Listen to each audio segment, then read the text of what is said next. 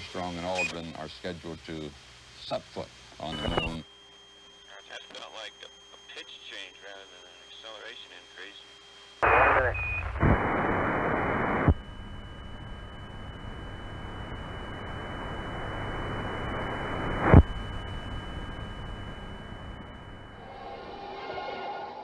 This is CBS News color coverage of Man on the Moon.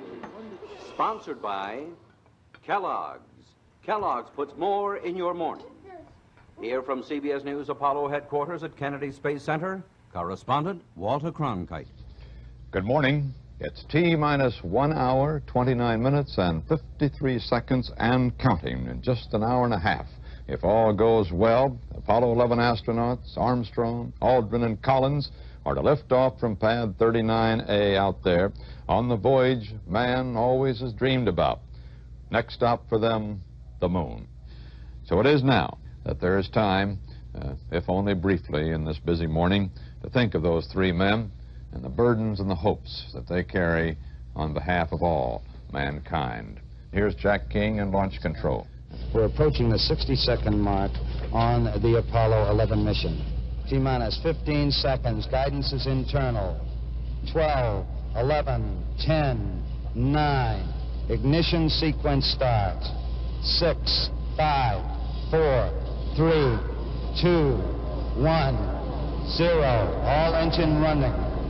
Liftoff. We have a liftoff. 32 minutes past the hour. Liftoff on Apollo 11. Oh, boy. Oh, boy, it looks good, Wally. Somebody must be leaving town. Building shaking. We're getting that buffeting we've become used to. What a moment. Man on the way to the moon.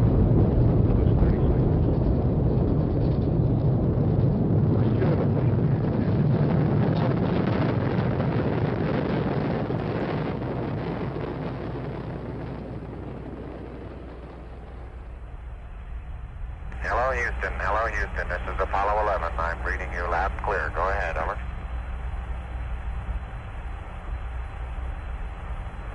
Listen, Dave, everything's going just swimmingly. We see out our side windows the sun going by, and of course out one of our windows right now we've got the Earth. Roger. Time to begin maneuver is 3:05:03.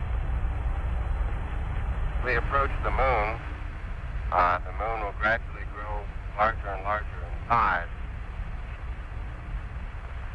4 forward, drift into the right a little. Okay, how are you looking? All your systems go? To 12:02. Shot alarm. Say again. Shot alarm. 12:01. 12:01. Roger, 12:01. 12:01. 12:02. Low level. Now, well may be the problem here, and we can monitor Delta 8. What do you think, Don? That's terrible.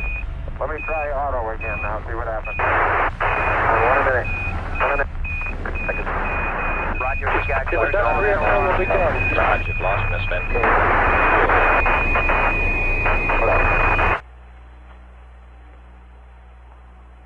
Lost data flight. We've had shutdown.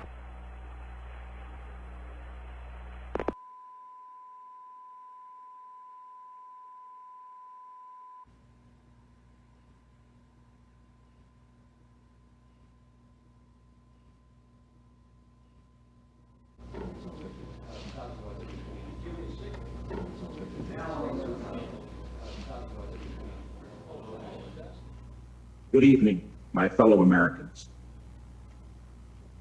Fate has ordained that the men who went to the moon to explore in peace will stay on the moon to rest in peace. These brave men, Neil Armstrong and Edwin Aldrin, know that there's no hope for their recovery. But they also know that there is hope for mankind in their sacrifice. These two men are laying down their lives in mankind's most noble goal, to search for truth and understanding. They will be mourned by their families and friends. They will be mourned by their nation. They will be mourned by the people of the world. They will be mourned by a Mother Earth that dared send 2 of her sons into the unknown. In their exploration, they stirred the people of the world to feel as one. In their sacrifice, they bind more tightly the brotherhood of man.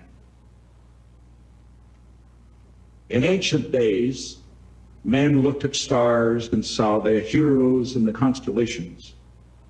In modern times, we do much the same, but our heroes are epic men of flesh and blood.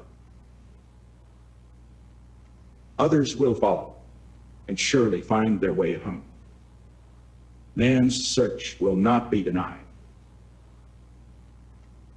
But these men were the first, and they will remain the foremost in our hearts. For every human being who looks up at the moon in the nights to come will know that there is some corner of another world that is forever mankind. Good night.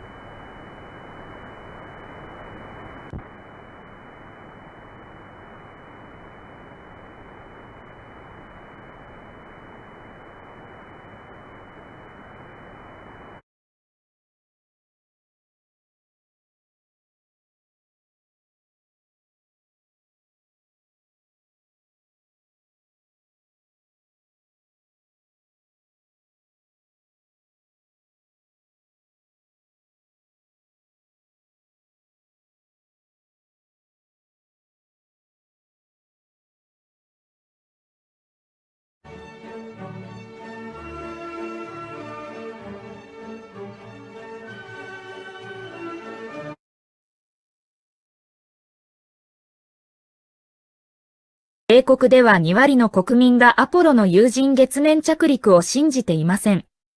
御用学者や関連産業で飯を食わせてもらっているのではない科学者のほとんどは否定的という話もあります。専門知識のない一般人で気づけた日本人は非常に少ないという印象を受けていましたが、放販会社の営業マンに騙される一般人が NASA を信じるのも無理はないということでしょうか。